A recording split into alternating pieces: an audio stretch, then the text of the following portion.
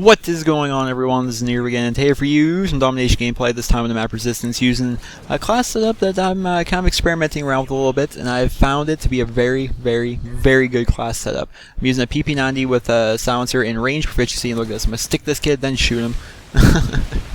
Wow, that was just a funny turn of events. Kind of wasted my grenade in that sense. Should just let him blow. Should just let it blow him up. But I didn't figure I was gonna stick him. And you just it's chain reaction. You see him run at you. I'm like, gotta shoot him, gotta shoot him, gotta shoot him. And yeah, it ended up working out in the end. But I ended up dying to that guy right there, which is just I hate people that camp like that. Like, come on, do something, run around, have some fun. But back to my class setup. My super secret, awesome class setup that is retardedly good. And I definitely suggest a lot of you actually try it out. And you're gonna be seeing me use this class to its fullest effectiveness here throughout this gameplay. And there's my last death of the game. Spoiler alert. Well, I guess not really spoiler alert because I've seen the final score. 63-2 on this map, a game of domination with an Assault MOAB. And it's kind of funny what happens at the end. So hope you guys stick around and enjoy that. But I use a PP90 with a silencer. And I have the range proficiency, which is, this is a great gun. The PP90, I don't think it can be argued, is a very good submachine gun here in Modern Warfare 3.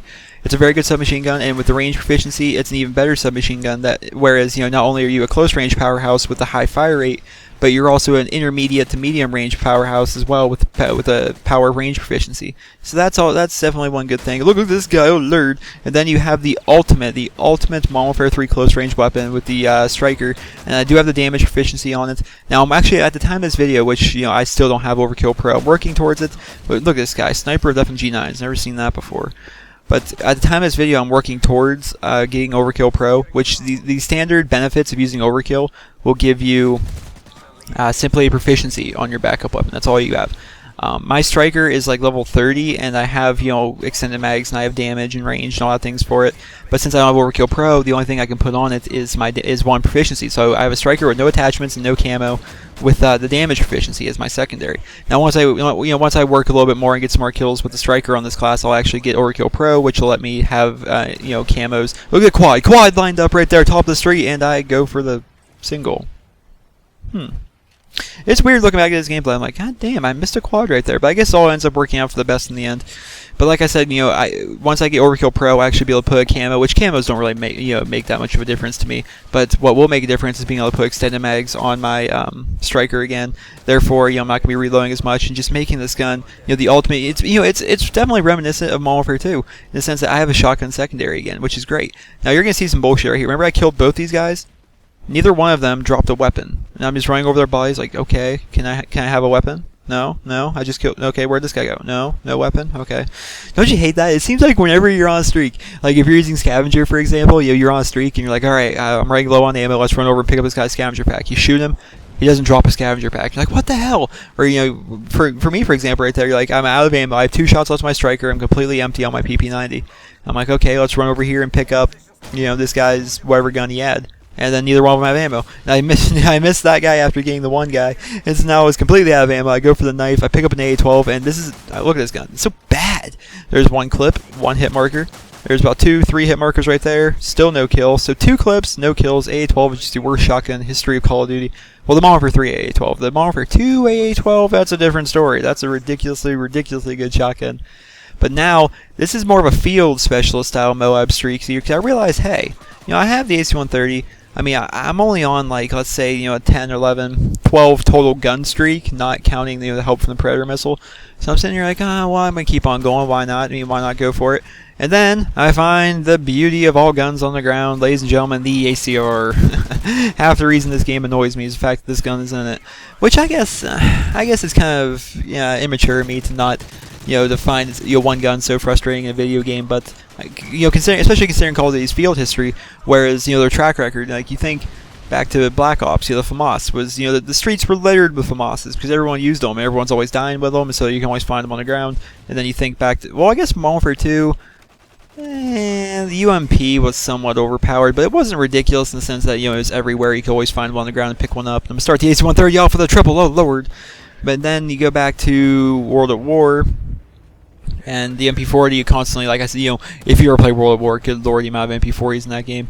And then you think to COD, well, I guess COD 4 and Modern Warfare 2 were kind of balanced in the sense that not one gun really stuck out that much more than the other, and like one gun wasn't ridiculously overused compared to another. So I guess in that sense, Those games were kind of good in that light. But just about every game has that one gun that sticks out so much like over the others. In this game, it's definitely the ACR. Ooh, and a quad right there. It didn't really show up in the kill feed perfectly because it's ground war and it's hard to get a good kill feed. But I just got the crab meat challenge, 10 kills with 1 kill streak, which I thought that was good.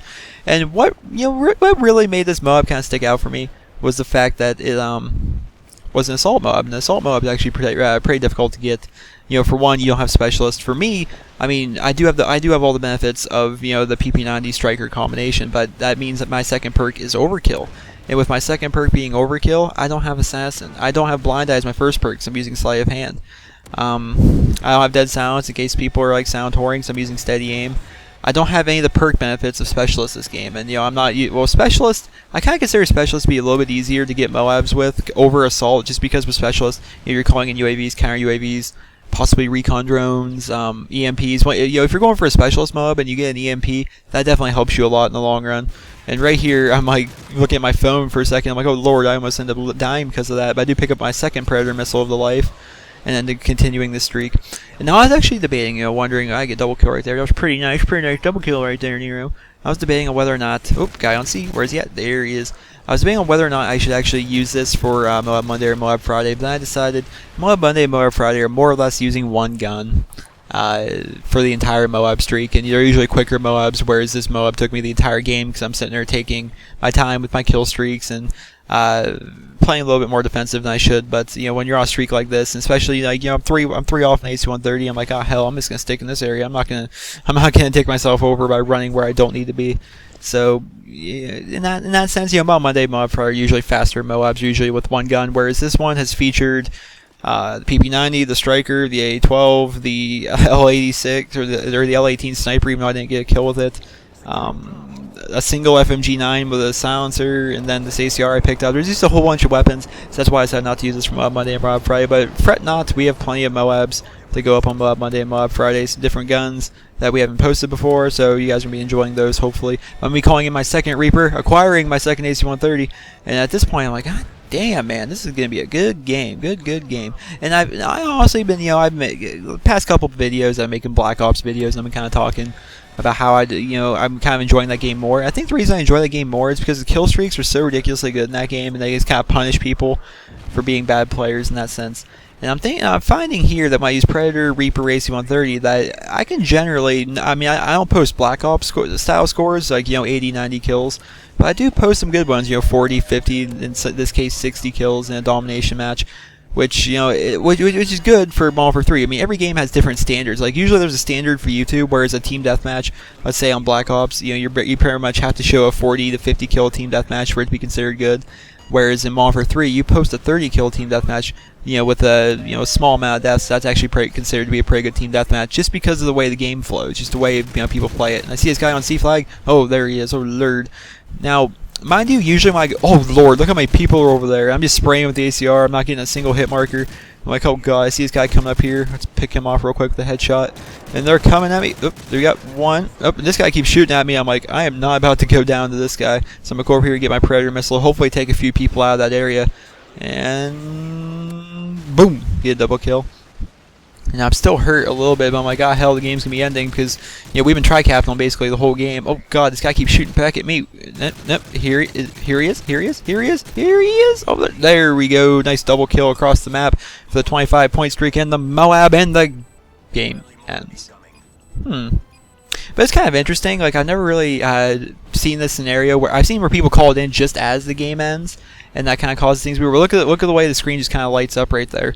Like, and now the game-winning kill cam was in like slow motion there at the beginning because of the MOAB. It was kind of weird how it goes off. So like it says in the video, final score is 63-2.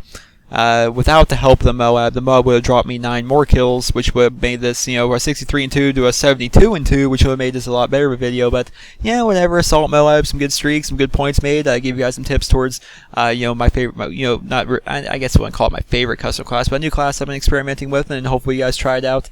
But if you guys can go ahead and rate this video wherever you feel it deserves, and what do you think? Every video I kind of give you guys a question to debate in the comment section. In this particular video, I'd like to know your guys' opinion of Overkill. Worthless? Or if used with certain weapons, actually very beneficial, because I showed in this video, Overkill is very beneficial for me in this game. So if you guys go ahead and debate that heatedly in the comment section, I'll participate in said heated comment war, and hopefully get some feedback from you guys. So remember to rate the video, and I hope you guys all have a wonderful day.